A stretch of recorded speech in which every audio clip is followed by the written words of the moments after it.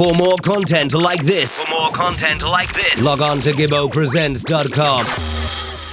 It's Gibbo, and right now I'm joined by Dappa Lee-Thal from Innocence, who recently defeated King Shine, Next Level, King Fargo, Love People, Broken Silence, and Black Hustler to be crowned winners of the US Rumble 2015. Dappa, a clean sweep in the Tune for Tune rounds, a new trophy for the collection, and a place in World Cup Clash and the UK Cup Clash. Describe your emotions for me when you woke up on Sunday. To me, it was like, I went straight on the plane after Amazura, so, I was just there thinking, but it really didn't kick in until Monday morning when all the calls, a bunch of interviews and all these things started hitting me. Like my phone was just going off the hook, Facebook going off the hook, Instagram going off the hook. That's when it really hit me. But differently, I'm still humbled by the situation. I'm not gonna get too bossy about it or nothing like that. I'm still as hungry as I was the day before US Rumble. But even the minute before I won, I'm still as humble as that. I'm still hungry, and we got more World Clash and UK Cup Clash. We got that to go ahead and defend, and I'm trying to seal the Trinity. Obviously, Sounds want to win every time they enter the arena, but given there was something extra on the line here, as you mentioned, a place in both World Clash and the UK Cup Clash, were you even more focused and driven than usual? Of course, definitely. I mean, if you're in this business for a cause, you want to reach those stages. You want to make sure people know that you're a force to be reckoned with, and you want that respect from the masses.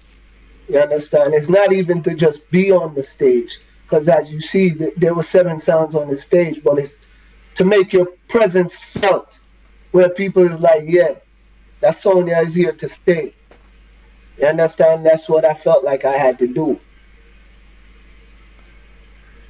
You guys were coming off a loss out in California earlier this year, although I don't think you played the sound that night.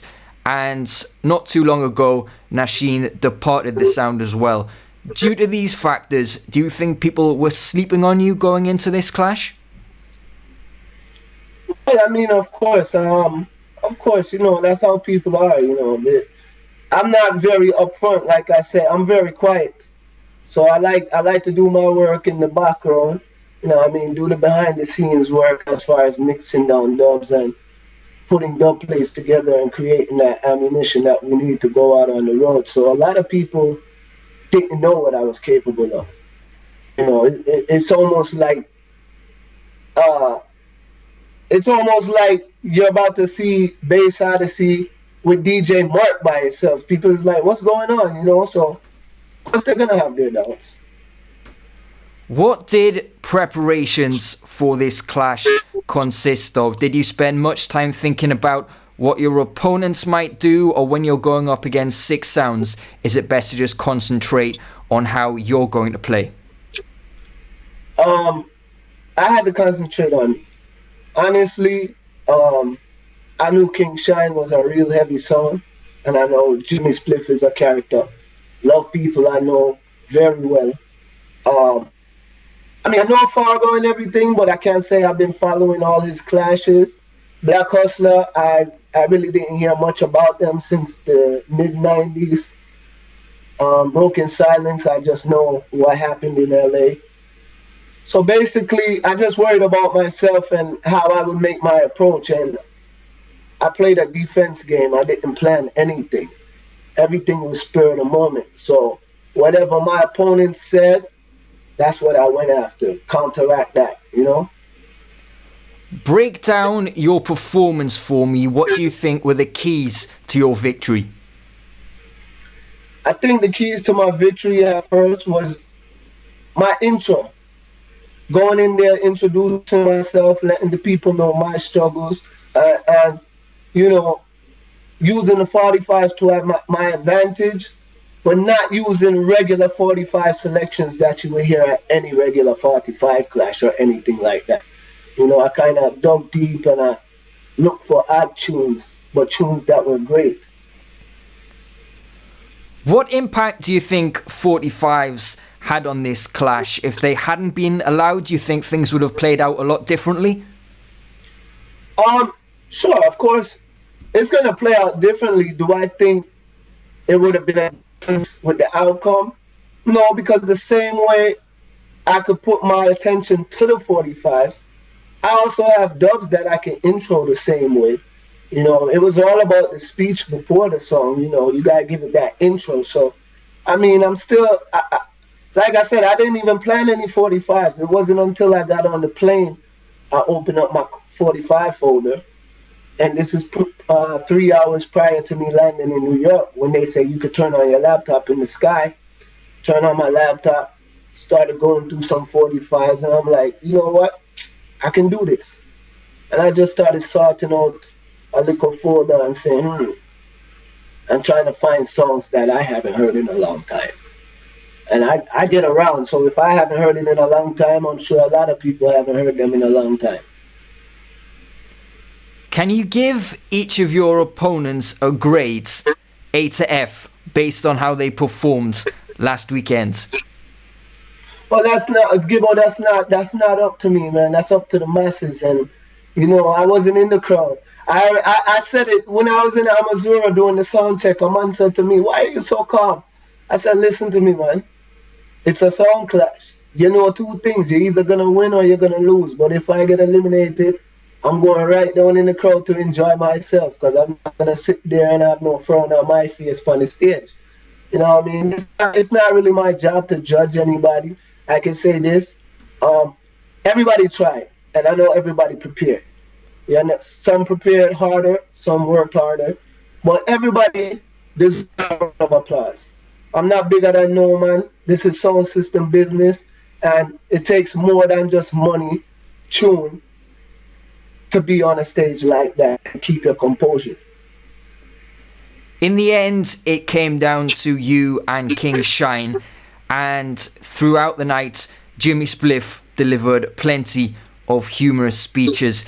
In your opinion, is he one of the top MCs in the Clash world at the moment? Man, I know he is one of the top MCs before you were. You understand? He's nobody new to me. You understand? A lot of people didn't know about him. On that US Rumble tour, most people in the crowd, he just dropped out the sky. But, you know, I know what Jimmy is capable of. So, was I surprised? No.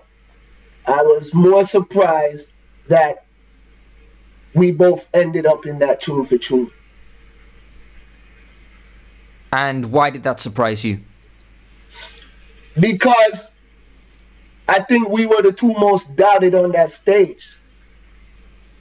Definitely, like I said, a lot of people doesn't know what he's capable of, and a lot of people don't know what I'm capable of because, you know, I was never the front man. You know, Nasheen was the man on Innocent and all them things there, and I was just the guy in the background being quiet, mixing tunes and doing what I had to do, trying to do teamwork, you know. Would you say the crowd in attendance was a typical New York Clash crowd or not? What? No way. No way. That club was not, the crowd wasn't too far-fetched from World Clash. I will say this, the club was full. I can't say it was rammed, but it was full. The club was full. It was a nice crowd. Biggest crowd I've ever worked for in the United States. I know it was well over 1,000 people. So no, can't compare it to any other clash that I've been in New York. I didn't mean typical in terms of numbers, but more in terms of their preferences and their makeup. Did they react and respond to tunes the same way that you would see at another clash or another venue in New York? No. I mean, this was a clean fight. I didn't see any biasness. Next Level walked in with a big crew. They had their Next Level shirts on, and they're giving everybody forward. Love People had their people. They was giving everybody forward. New Jersey came out in numbers, but they were giving everybody forward. So trust me, it was the most cleanest fight I've seen in a long time in New York City. Let's look to the future. As we touched on earlier, you've secured yourself a spot in both World Clash and the 2016 UK Cup Clash. Have you got any idea when these events will take place? No, I'm still waiting on that call. I know they're going to be next year around the springtime. You know, call it, let's say March, April. That's what I figure. You know, it's not going to go any further than that. But yeah, you know, and look for it around that time. Remember, US Rumble usually keeps somewhere around Easter weekend, you know. So yeah, I'm looking around them time. I mean, UK Cup Clash. Sorry. And are there any sounds that you would particularly like to go up against in either World Clash or the UK Cup Clash? Personally, I don't have a preference. Once you're on that stage, anything goes. It doesn't matter who's on that stage. You're going there for one reason, and that's to conquer. So it doesn't matter to me who's on that stage. Of course, we already know the big names are going to be on that stage. We don't know which ones, but you're sure either BSIDC is going to be there, Mighty Crowd, you know what I mean, Panther. You already know a Trooper. You already know some of them guys are going to be in the mix. So, no, I don't have a preference because at the end of the day, I want to clash everybody. Dappa, congratulations on the victory. Best of luck in the future, and thank you for taking time to chat. All right, thank you, Gibbo. And big up the rest of the crew, you know. It's only because I live in Atlanta right now. The rest of the crew there in Florida. Big up Juxie, big up Neely, big up Taylor Dave, big up Juicy, English Fire, Kids Meal. You don't know the whole works. Gibbo presents